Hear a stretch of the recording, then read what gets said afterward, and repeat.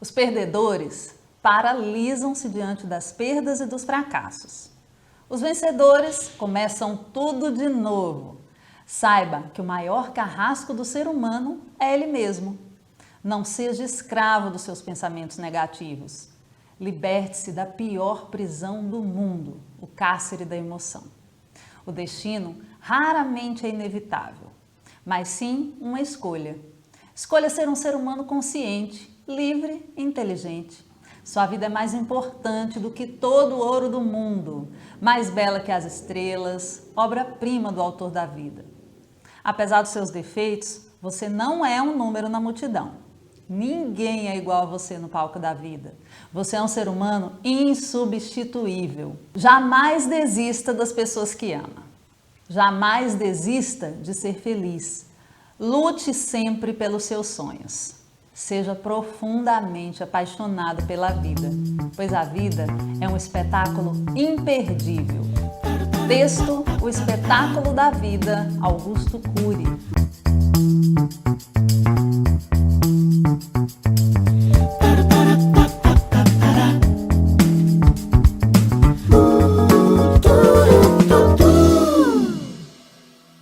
Bem-vindos ao Do Bem Show.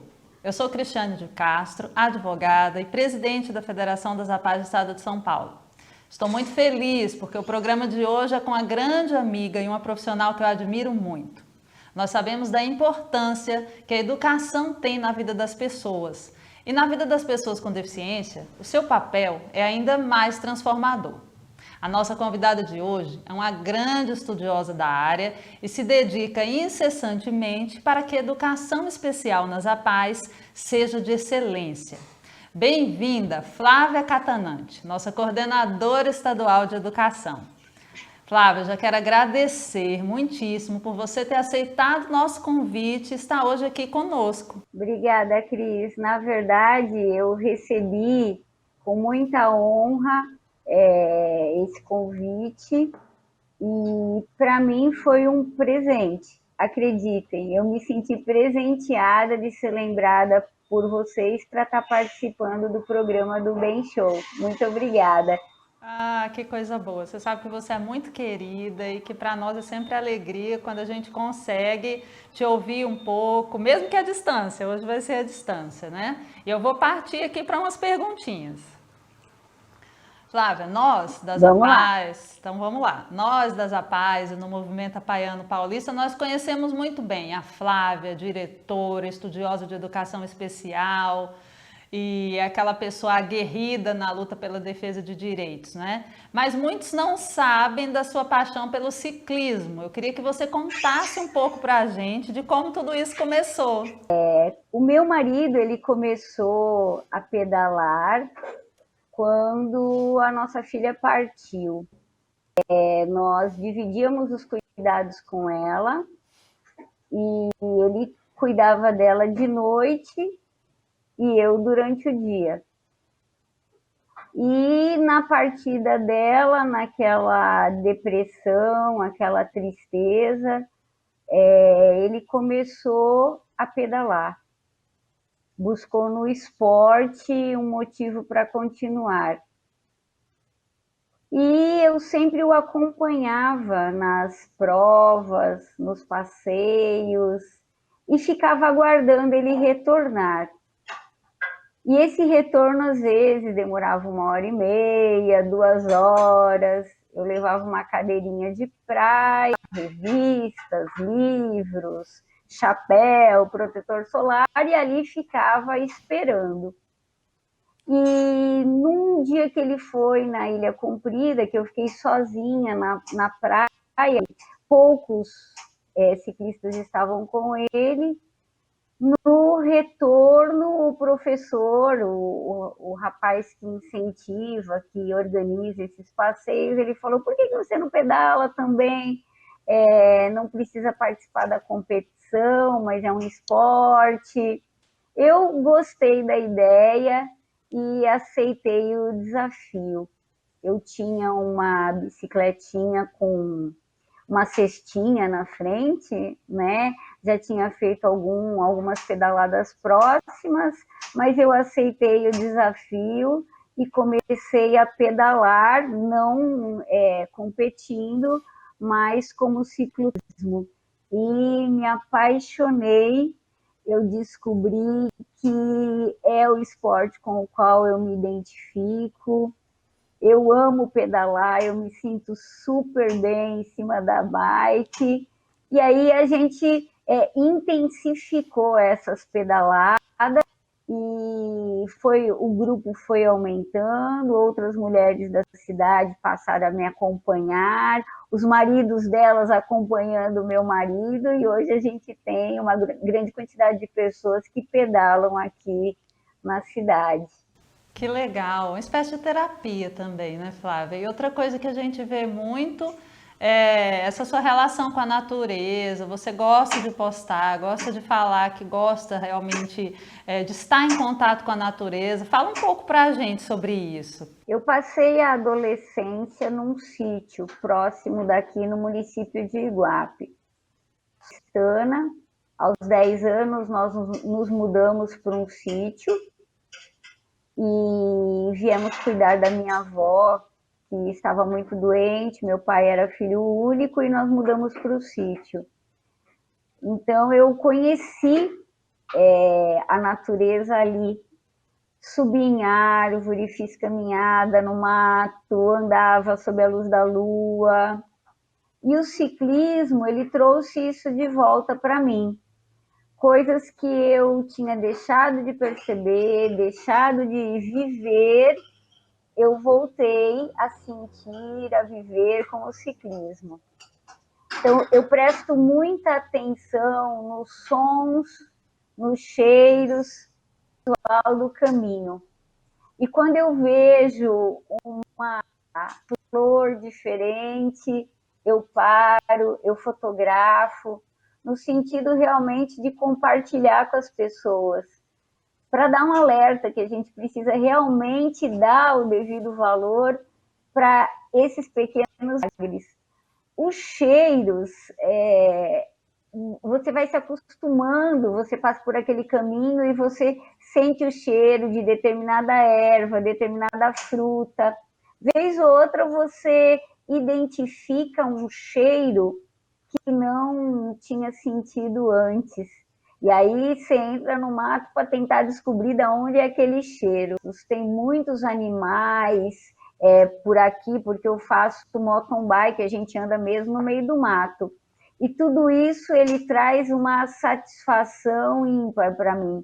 Realmente eu me encontrei na bike, eu adoro, eu vou sozinha. As pessoas perguntam, não tem medo? Não, eu me jogo de cabeça e vou. Que legal, Flávia. E é muito isso do que você falou, os cheiros, sabores, cores representam vida, né?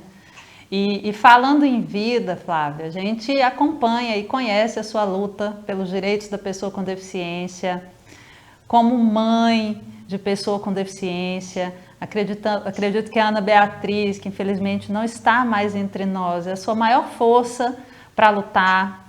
E eu quero que você fale um pouco do quanto essa experiência, essa vivência de mãe da Ana Beatriz representa e representou para você. Realmente, a Ana Beatriz, ela veio confirmar as hipóteses que eu tinha com relação às famílias, né? Eu já trabalhava há muitos anos na área da educação especial, atendia muitos pais e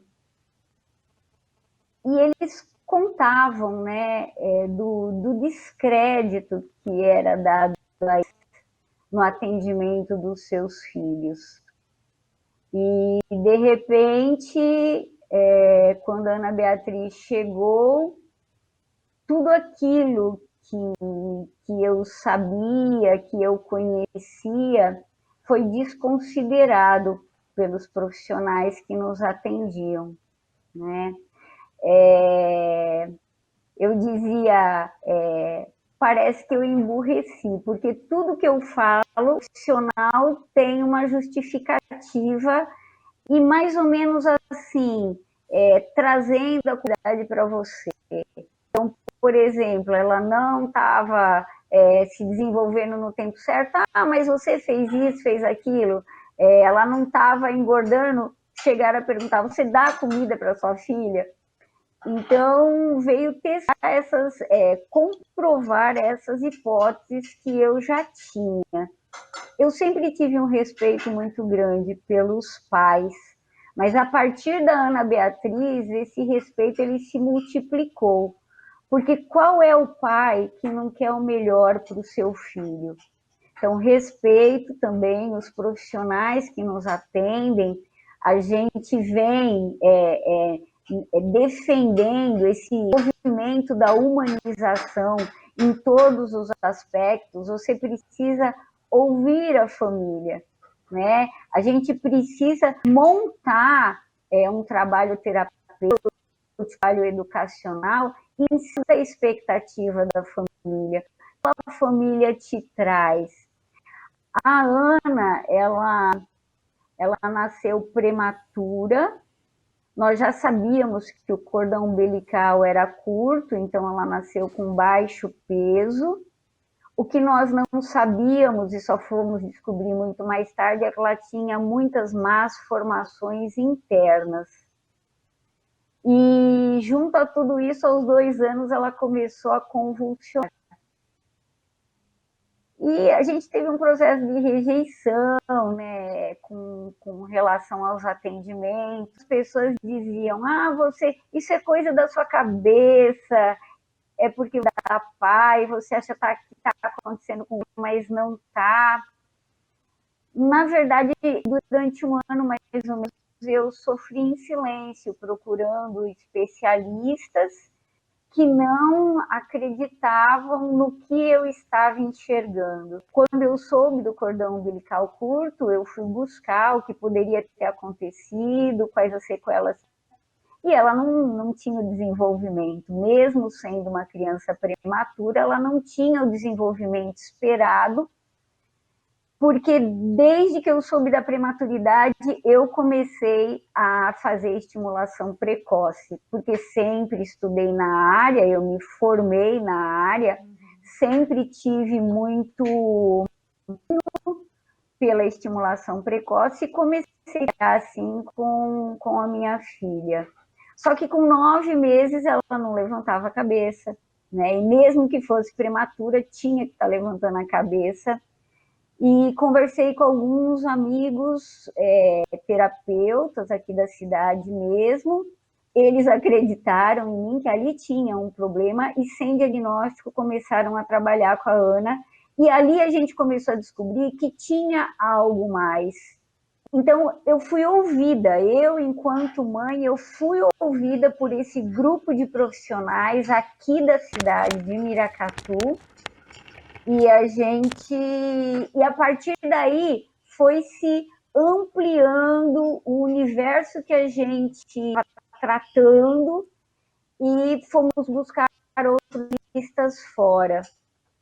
Então, isso é uma coisa assim, eu tenho imenso carinho pelos profissionais que atenderam a Ana aqui, que devem pedidos a mim enquanto mãe, porque naquela hora não era profissional que estava pedindo ajuda, mas era a mãe. Esses profissionais nos ouviram e a partir daí tudo começou a mudar. Não, tem algo mais aqui, Flávia, olha, eu conheço especialista em tal lugar. E aí a gente começou buscar outros atendimentos para ela. Flávia, essa experiência é tão rica e traz 2 vertentes altamente relevantes, que é a questão dos profissionais, o quanto esses profissionais precisam ser preparados e precisam ser receptivos e acolhedores, estarem muito afinados na escuta, e a questão também do núcleo familiar, o quanto é relevante uma relação de parceria. Você começou falando para a gente que quando o Rony começou a pedalar, foi logo depois que a Ana Beatriz se foi, que foi uma forma também de ficar bem, de buscar curar um pouco daquela dor. A gente observa que vocês têm uma relação, você e seu marido, Rony, de muita parceria, Conta pra gente aqui como é que vocês se conheceram, conta um pouco dessa história. O Rony, a gente se conheceu quando eu fui para Santos estudar, né? Eu fiz a pedagogia do excepcional na cidade de Santos. E eu fiquei durante 6 meses, tipo um patinho feio lá, sem entrar um grupo, né? Eu tinha uma amiga na faculdade, muito próxima de mim, que tentava me apresentar aquele universo santista, porque eu saí do sítio, né? Um lugar assim muito afastado mesmo, de uma região que não oferecia grandes condições. Eu passei a adolescência aqui, então o vínculo com os grandes centros. E aí essa minha amiga começou a me levar, né? Eu participei de muitos grupos para as baladinhas, né? À noite, a gente ficou com uma amizade muito legal. E uma noite a gente saiu da balada, eu já dirigia, ela não. Eu ia dirigir no carro do pai dela, né? Porque estudante não tem carro, a gente ia junto para as baladas no carro do pai dela. Olha a confiança da pessoa na gente. E um dia a gente saiu de uma danceteria e 3 rapazes chegaram, pegaram a minha amiga no colo e levaram embora. Ela sumiu, eu fiquei sozinha na porta da danceteria, era umas 4 horas da manhã, eu acho. Daqui a pouco trouxeram ela de volta, aí ela apresentou, falou que era amigos dela, me apresentou para eles.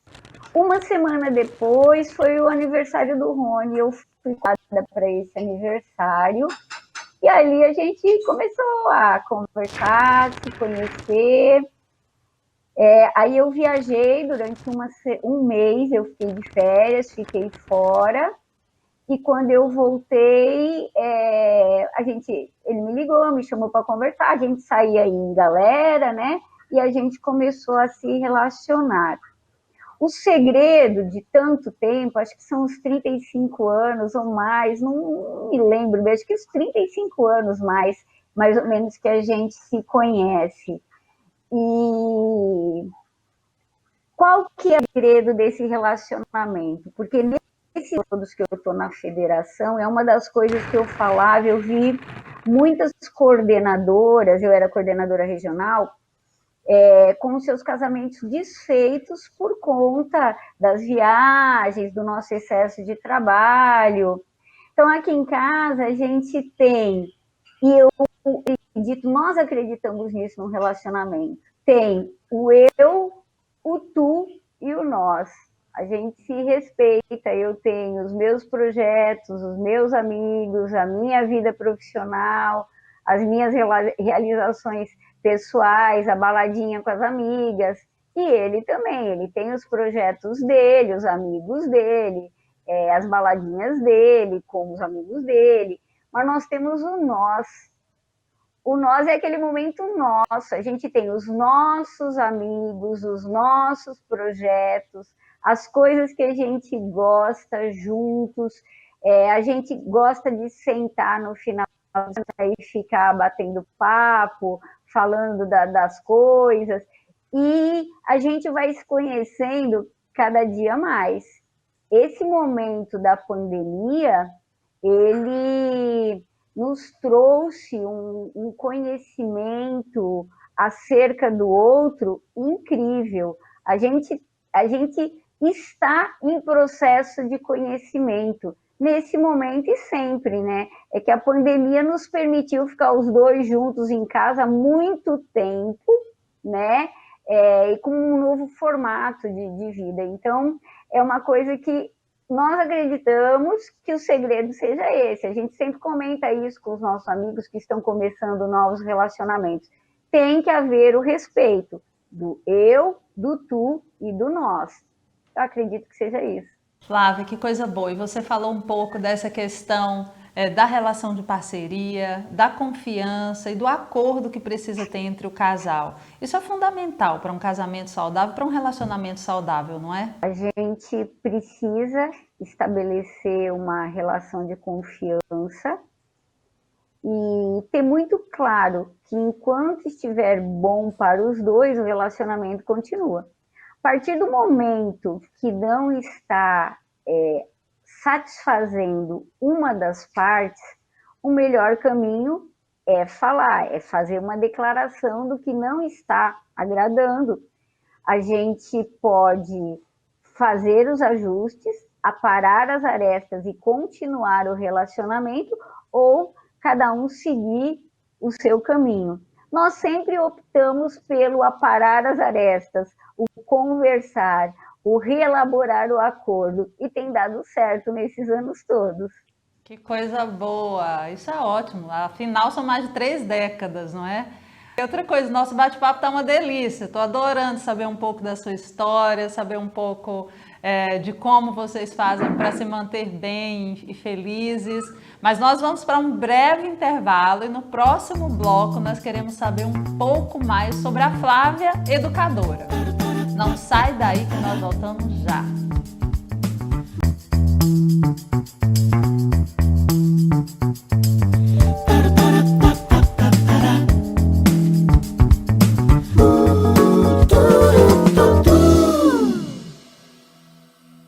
Olá, estamos de volta com um pouco mais desse bate-papo gostoso com a minha amiga e coordenadora estadual da educação, Flávia Catanante.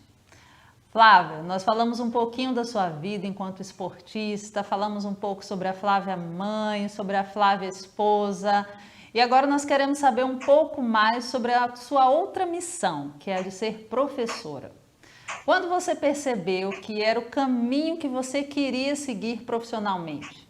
Quando eu cheguei na região, eu tinha 10 anos, vim da capital, eu estudava em colégio de freiras lá, e vim morar num lugar bastante remoto, né? O sítio onde eu morava era um local bastante remoto, e ali eu comecei a perceber as questões das diferenças sociais impostas pelo sistema que a gente vive.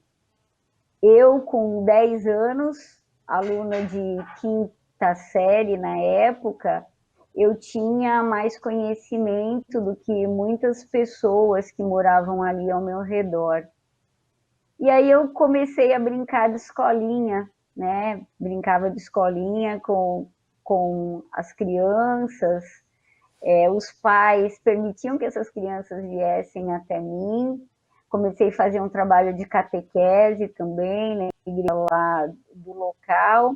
Mas o mais importante foi trazer essas pessoas e, através da catequese, descobrir quantas dificuldades de aprendizagem eles tinham. E fiquei, né, os 7 anos que eu fiquei morando lá, eu fiz esse trabalho e fui conhecendo melhor essas pessoas. Quando eu vim fazer o magistério, que aí eu vim estudar em Iracatu, que era o município mais próximo da minha casa que tinha o ensino médio, logo no primeiro ano, a gente teve uma palestra de uma supervisora de ensino do município de Registro.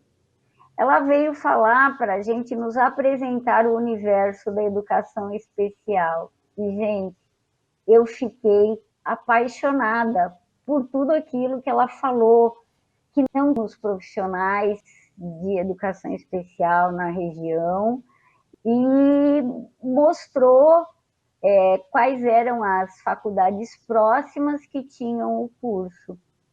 E para mim o mais próximo era Santos. Falei com os meus pais, antes de terminar o magistério, 6 meses antes eu já tinha feito vestibular, já tinha passado, só não fui mesmo naquela época de medo, né? Medo de ir para Santos sozinha para estudar, e eu quis terminar o magistério aqui. Já no magistério, eu dei muitas aulas aqui, porque onde a gente reside, que é o Vale do Ribeira, sempre a gente teve poucos profissionais da área. Então, já no estágio, a gente assumia classes, né? Classes com 30 crianças, por exemplo, e eu fiquei apaixonada, né? Apaixonei pela educação especial e fui estudar em Santos.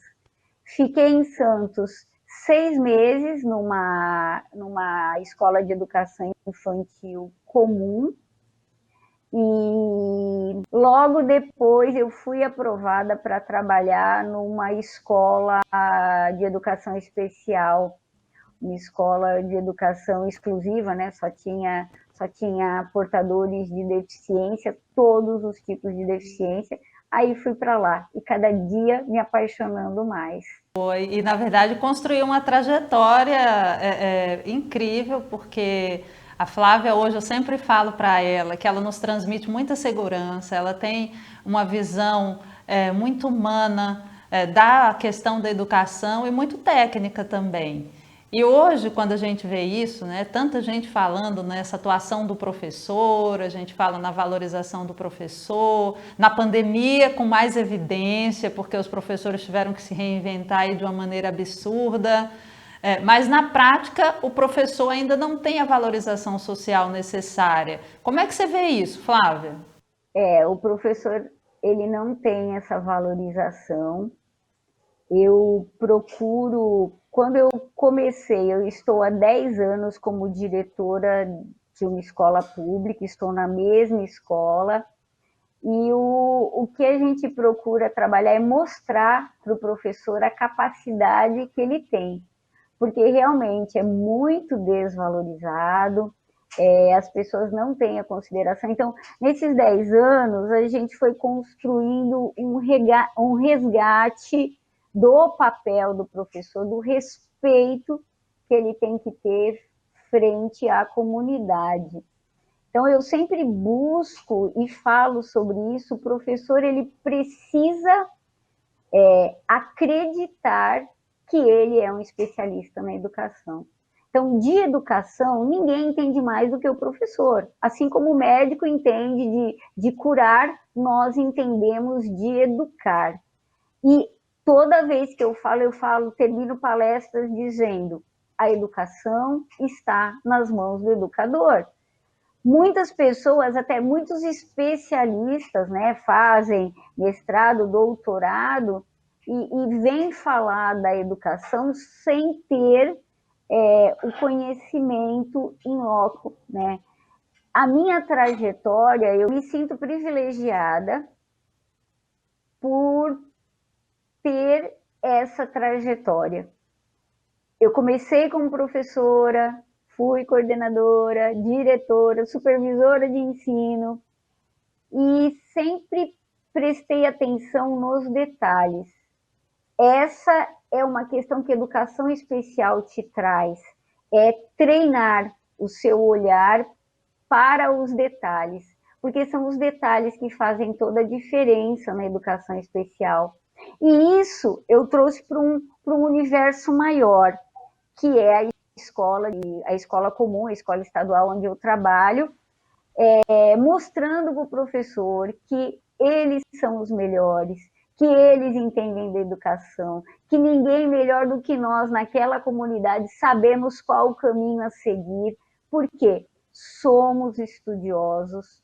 O professor ele precisa estudar e eu tenho esse privilégio de ter na equipe da escola onde eu trabalho, eu tenho esse privilégio de ter um grupo de estudiosos. Eu tenho na Federação das APAES o grupo de coordenadores regionais que são estudiosos. Eu tenho na APAE de Miracatu também um grupo profissional que estuda. Então, nós temos que correr atrás dessa valorização do professor. Quem entende de educação é o professor. E o professor não precisa temer, porque isso nos pertence. A educação pertence ao professor. Nós entendemos de educação assim como o médico entende de cuidar da saúde. Isso é ótimo. Na verdade, o que você fala, os professores precisam se ver como protagonistas, assumir essa defesa, seguir em frente, porque, claro, são inúmeros obstáculos, dentre eles o baixo salário. E os professores têm tido também que encarar atualmente, Flávia, numa outra perspectiva, falando aí dessa questão que é um pouco de empoderamento, né, a busca de mais segurança, que é isso que você tem pregado, para que depois, para que eles sejam vistos realmente pela sociedade como os grandes conhecedores da matéria. Mas falando em dificuldade, ultimamente a gente tem visto, e eu não sei como que você tem encarado isso, um outro problema que os professores enfrentam, que é a questão da violência na sala de aula. Como é que você olha para isso? Como que vocês têm conversado enquanto professores sobre essa questão? Nós descobrimos que o caminho é o acolhimento, o ouvir o aluno. Nenhum aluno é violento porque ele nasceu assim.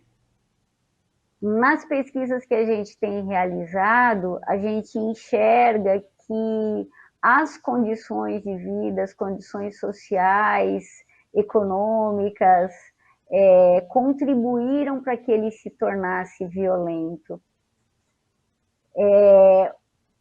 O abraçar, o acolher, o ouvir com respeito a tudo aquilo que ele te traz, a gente acredita que seja o melhor caminho. E nós temos muitas experiências como essa, não só na minha escola, como outras escolas também, que a escola virou um espaço de paz. Também eu me sinto privilegiada e agradeço a Deus por ter conseguido, nesses 10 anos, criar na comunidade onde a escola está inserida esse respeito. A escola onde eu trabalho é uma escola de paz. E não era assim, a gente tinha brigas diárias entre os alunos, dos alunos com os professores, uma falta de respeito absurda. E esse jovem, quando ele chega na escola hoje, o jovem em vulnerabilidade, ele não tem nada a perder. Então, se você for bruto, estúpido, ele vai te responder com brutalidade e estupidez, porque ele não tem nada a perder. Agora, nós temos muito a ganhar, não só ganhar para a gente, mas ganhar para a sociedade. Quando você acolhe esse aluno, ele começa a se sentir gente.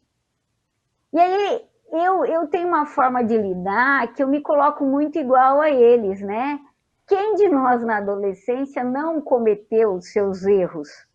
Quem de nós não fez coisa que não era para ter feito? Faz parte da adolescência. Então, eu sempre oriento a equipe, vamos ouvir com respeito e seguir o seu coração. Por outro lado, enquanto você faz esse acolhimento, a escuta, se coloca como igual, por outro lado, você apresenta as convenções sociais, as regras, porque nada funciona se não tiver regras. E as regras, elas são rigorosas, mas também precisam ser construídas pela comunidade.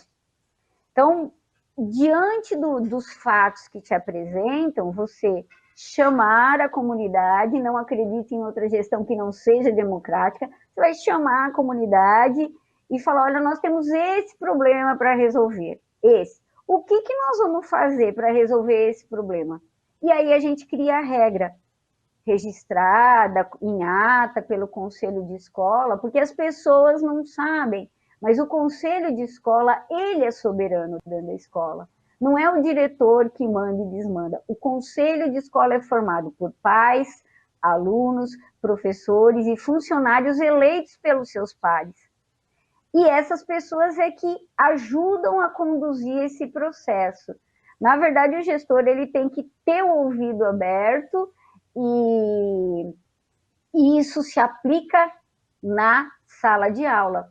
O professor, ele é o gestor da sala de aula. Então, tem a regra que vem da direção da escola para a escola como um todo, e naquele momento que ele está na sala, ele tem também as suas regras com a classe. Contrato pedagógico. Eu desconheço alguém que tenha implementado tudo isso e que não tenha dado certo. E você participar da vida da comunidade, né? Você estar junto com as pessoas, você conhecer, você ir à casa, o aluno sumiu da escola, você não consegue falar com ele através do celular, você tem que ir lá visitar, né? Saber o que está acontecendo também, com todo respeito, você chega lá, ele não pode te atender aquele horário, você volta depois. Então, eu acredito que acabar com a violência, para acabar com a violência, o caminho é esse, é respeito, acolhimento e amor. Você precisa amar, né? Acho que não tem outro caminho. Verdade, Flávio. Quanto é importante ouvir a forma de identificação de estratégias para mudar a realidade. E você fala muito bem, é uma construção conjunta. E outra coisa que eu queria conversar com você é sobre a classificação. O Brasil ele está aí ocupando uma das últimas posições no Programa Internacional de Avaliação de Alunos, que mede o nível educacional de jovens de 15 anos por meio de provas de leitura, matemática, ciências. É muito triste saber que a nossa educação é uma das piores do mundo. Onde é que está o erro? Como é que você vê isso? Olha, a escola não atende às necessidades do nosso jovem, isso é fato. E eu sempre toco nesse assunto, não dá para a gente ter um olhar generalizado. Eu acredito que o nosso problema estratégico esteja exatamente aí. É você olhar para todos da mesma forma, desconsiderando a sua história, desconsiderando a sua situação de vulnerabilidade. Então, as coisas, elas são impostas, né, no sistema educacional. E o sistema educacional, ele não deixa, o nacional interno, ele não deixa transparecer exatamente as nossas dificuldades. Por quê? Quando aparece um índice ruim, as estratégias que são utilizadas para transformar aquela situação, elas são baseadas em muita teoria. Elas não vêm de encontro à demanda. Então, quando a gente recebe na educação do ensino médio, que vem um currículo pronto, que vem uma opção para o aluno fazer uma escolha, não foi pensado nele, principalmente em quem não está nos grandes centros, né? Por exemplo, a questão cultural, né? Como você despertar no aluno a vontade de mergulhar no universo cultural mundial, se aqui ao redor dele ele não tem cinema, ele não tem teatro. A escola, na verdade, é o ponto de cultura da nossa comunidade, não tem outra coisa. E a gente precisa, a escola ela tem que atender tantas demandas externas dos órgãos superiores que muitas vezes você não consegue dar conta do seu dia a dia.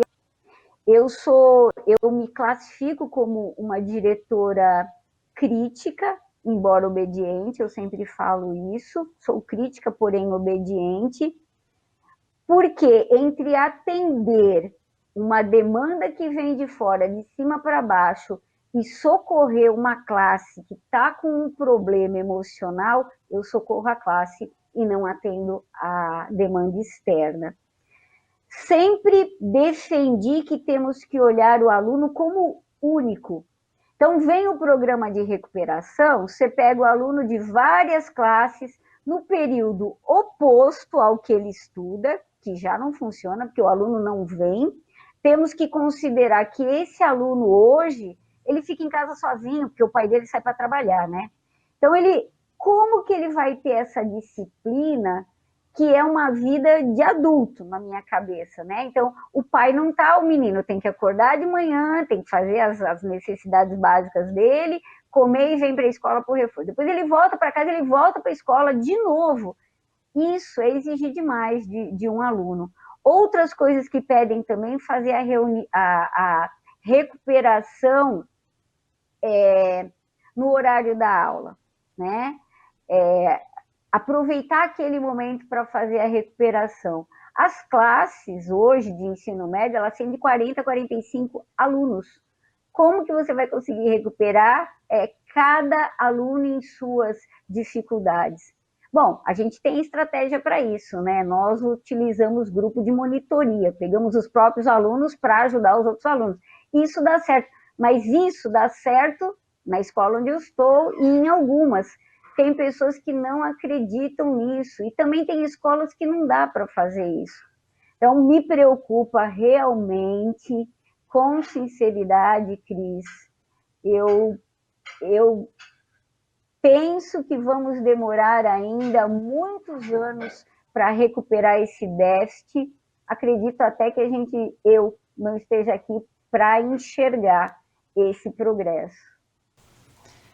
Na verdade, a gente tem muito para avançar ainda, temos muitas fragilidades, mas muita coisa boa tem sido feita, não é? A gente conversa sobre isso e sabe assim que o desafio ele é permanente. E que bom, porque a vida é isso, é construção, é avanço. E a gente tem falado também, Flávia, sobre a questão da inclusão da pessoa com deficiência no ensino regular. A lei fala preferencialmente na rede regular e, claro, excepcionalmente em outras unidades. E você que é educadora, que atua há muitos anos já nessa área, como você vê esse sistema? Ele está realmente preparado para receber as pessoas com deficiência? Não, o sistema ele não está preparado. Muito se fala, mas pouco é colocado em prática. Na verdade, o sistema não sabe qual caminho seguir. No momento, a gente tem feito várias conversas com órgãos públicos para a gente tentar construir um sistema, um plano estadual de educação especial aqui no nosso estado, porque são muitas variáveis que intervêm nesse atendimento. Primeiro, que temos poucos especialistas na área da educação especial. E quando eu me refiro a especialista, eu me refiro a pessoas que têm a formação e vivenciaram isso em sala de aula. Segundo, porque essas pessoas, elas poderiam estar orientando esses outros profissionais para atender o aluno com deficiência. Na verdade, o que é colocado na lei, para mim, eu acho que está bem claro. O aluno que tem necessidades que a escola regular não possa cumprir, tem que ir para a escola de educação especial. Por quê? A escola de educação comum, ela não consegue suprir essas necessidades. Principalmente com relação à pessoa com deficiência intelectual, o grau é muito variável. A gente tem desde aquele que tem um grande comprometimento, né, até aquele que tem um comprometimento leve. Cabe à escola fazer a avaliação se eu posso atender esse aluno ou não pode. E tem que ter a participação da família. Nessa minha trajetória na educação, eu vi muito sofrimento da parte dos pais e dos familiares ao serem obrigados a matricular seus filhos nas escolas comuns. A escola comum, ela tem, por exemplo, 200 alunos na hora da entrada. Você não tem como dar atenção para aquele aluno que precisa ser conduzido pela mão até a sala de aula. Você não tem o cuidador preparado para levar esse aluno ao banheiro quando ele tem grande comprometimento. Os profissionais da educação, eles têm medo. Na verdade, a minha filha, ela estudou na educação infantil aqui do município.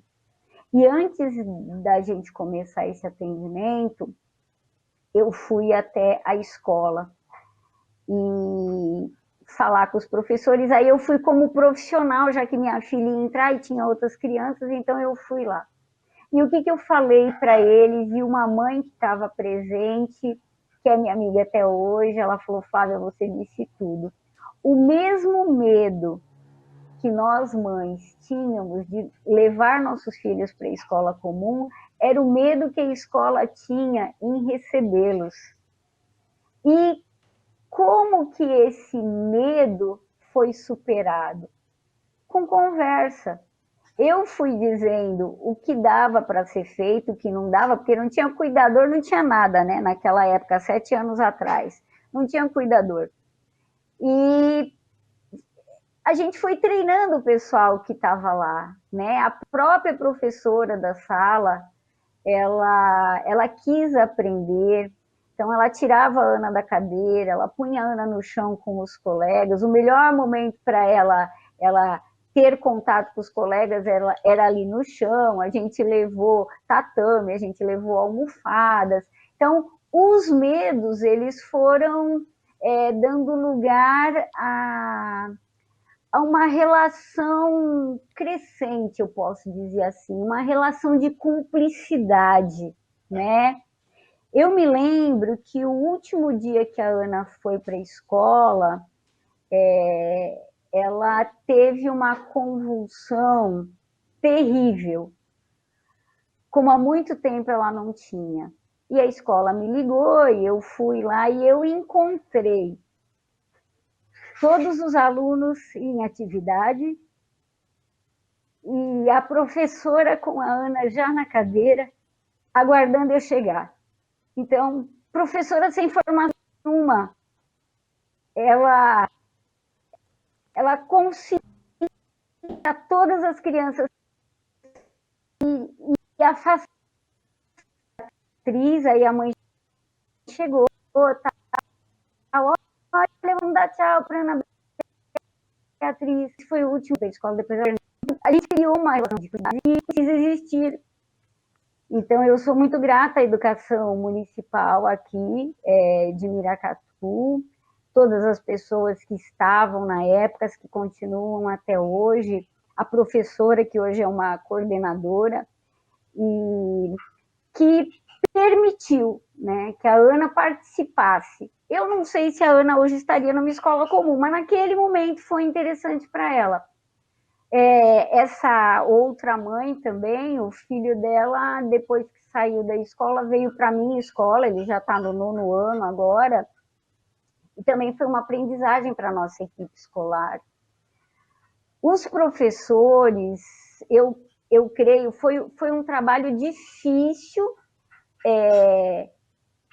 Um professor habilitado da área de educação especial, ele esteve conosco um tempo lá na escola e ele formou os colegas no ATPC e a gente foi mostrando para os professores quais eram os caminhos. A gente tem aluno hoje com deficiência intelectual que ele domina as mídias melhor do que eu. Então, a gente orientou o professor a utilizar esse conhecimento do aluno para tudo, para as aulas diárias, presenciais, para as provas, porque é o universo que o aluno conhece. E tem dado muito certo. Não acredito, enquanto eu não tinha Ana Beatriz, eu acreditava na inclusão total, que todos os alunos poderiam estar na escola comum. A experiência com ela me mostrou que não, o nosso sistema não está preparado. A gente vai fazendo as coisas na base da tentativa e erro, só que o que me preocupa é o sofrimento causado às famílias e ao aluno. Se o pai pudesse fazer a opção, se a gente pudesse ouvir o aluno, eu creio que o sofrimento seria menor e as coisas dariam mais certo. Porque quando o pai insiste em deixar seu filho na escola comum, com certeza ele deve ter na cabeça dele uma estratégia de apoio, né? Agora, quando o pai não quer, nós temos uma aluna que o primeiro ano que ela chegou na escola, ela dizia para mim, mas o que eu estou fazendo aqui? Por que não me deixaram continuar lá na APAE?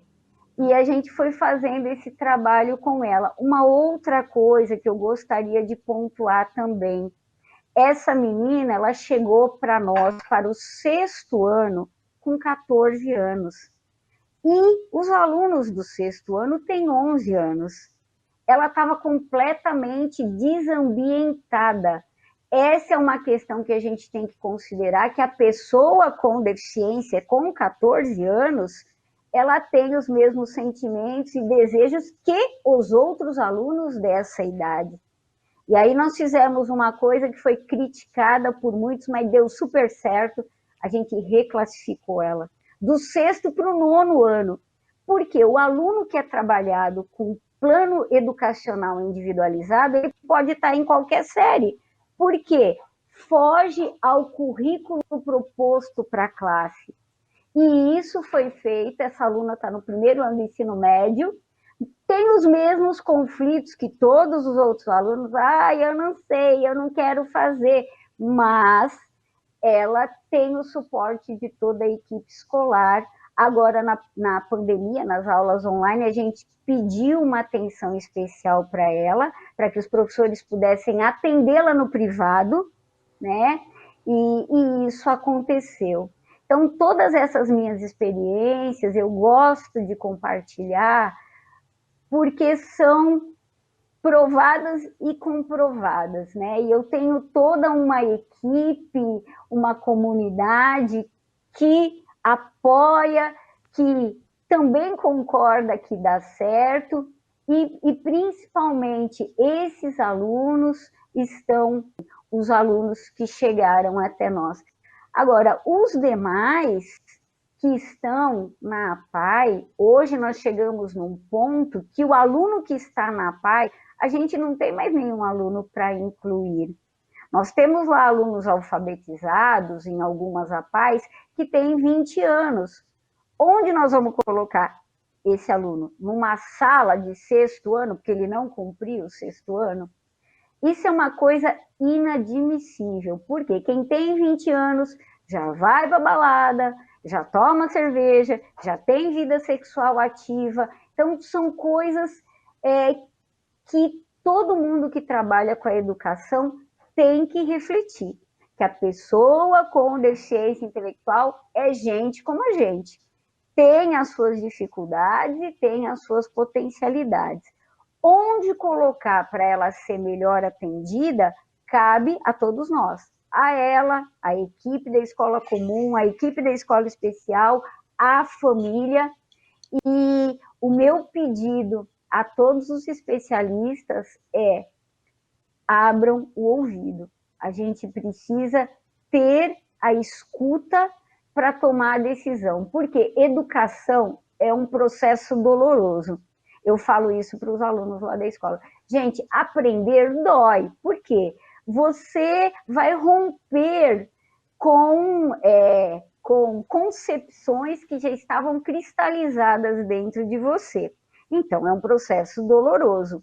Agora, você imagine aprender num ambiente onde os obstáculos se multiplicam. Então, tudo isso tem que ser colocado. E hoje, mais do que nunca, eu defendo, e a lei nos ampara, que existe o aluno que a escola comum não consegue atender. Verdade, viu, Flávia? E a gente te ouve, percebe o quanto é sempre muito rico conversar sobre esse tema e o quanto temos ainda para avançar, para pensar enquanto sociedade, não é? Para que as pessoas com deficiência realmente sejam incluídas, porque aí quando a gente fala em inclusão, a gente vai além da educação e tem várias vertentes que a gente precisa observar. Então, tá ótimo o nosso bate-papo aqui, é sempre esclarecedor falar com a Flávia, gente. Mas ainda não acabou. Fique aí, nós vamos voltar já já.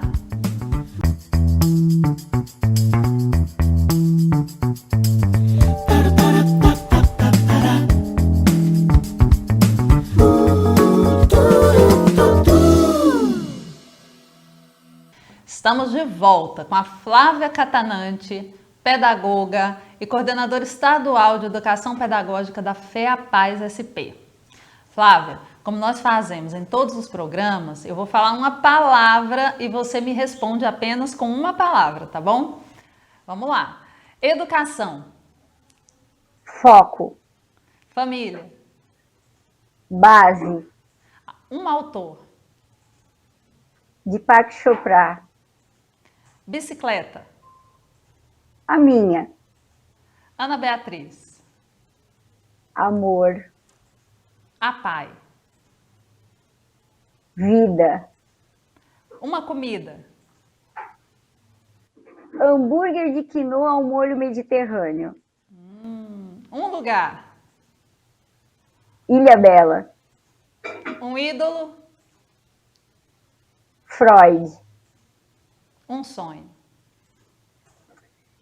Não tenho sonhos, Cris.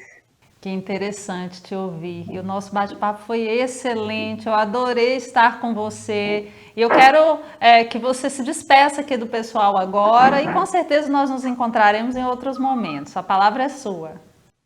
Eu agradeço imensamente esse momento. Foi um presente para mim, Cris, o pessoal da comunicação, o pessoal que fez toda a assessoria. Poder compartilhar a minha trajetória de vida é uma oportunidade de dizer às pessoas que a gente tem duas opções. A gente pode desistir, nos enclausurar e nunca mais agir, ou a gente pode mergulhar de cabeça no que tem ainda para ser vivido. E viver o aqui e o agora, né? Talvez eu não tenha sonhos por viver o agora. Não sabemos o que vai ser o depois, mas eu vivo intensamente cada momento, tudo que eu faço, todas as conversas que eu tenho, e é muito bom poder compartilhar isso, principalmente nessa época da pandemia, que a gente tem os nossos momentos, sim, de depressão, de tristeza, as lembranças, elas vêm principalmente agora, mas a gente tem que levantar e ir para a luta, porque tem muita coisa para ser transformada nesse mundo. E através da nossa experiência, da nossa vivência, dos nossos estudos, a gente pode colaborar para que isso aconteça. Sou muito grata por esse momento. Obrigada, Cris. Eu que adorei. Você sabe o quanto eu tenho um carinho enorme por você, uma admiração. E hoje foi uma delícia conhecer um pouco mais da sua história. E eu tenho certeza que todas as pessoas que vão assistir também vão gostar muito. E o Do Bem Show se despede aqui. Espero que você tenha gostado e que esse programa tenha lhe proporcionado algum momento de alegria no meio desse caos que estamos vivendo. E não deixe de visitar o site da FEAPaz SP, mídias sociais e fique por dentro de todas as defesas feitas em prol das pessoas com deficiência. Até semana que vem, eu te espero!